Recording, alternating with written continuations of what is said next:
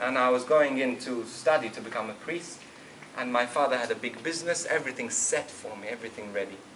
And I was scared to tell my dad, and the way I told him was, I waited for him to sit down while he was eating. He was sitting down eating, and I went through a door. I opened the other door first, and I was ready to tell him, and if he got upset, I would have sprinted out of the door. So I was ready to tell him that way.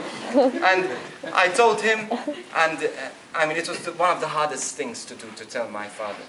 But another person that was so hard to tell was my brother, but for a different reason.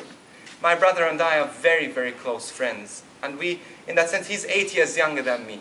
And so he was very dependent on me at that time. I was 21 years old, he was 8 years younger, I can't think, calculate it at the moment. And somehow he used to ask me questions all the time, and he had started praying as well, and we used to discuss a lot of things.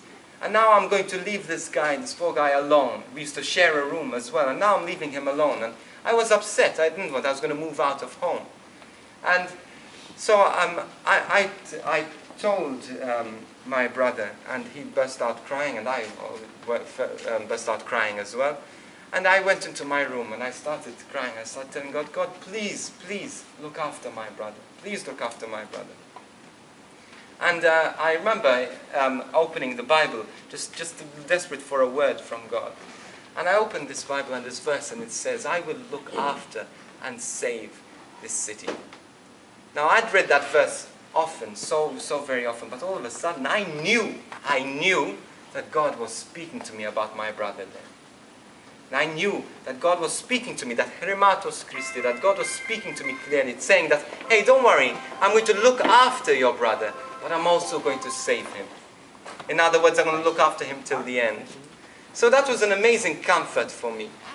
Now this may, as I said, sound very strange, that God does speak to us through extraordinary ways, but God speaks to us also through very normal situations. I want to, I'm going to grab my guitar and I'm going to sing a song which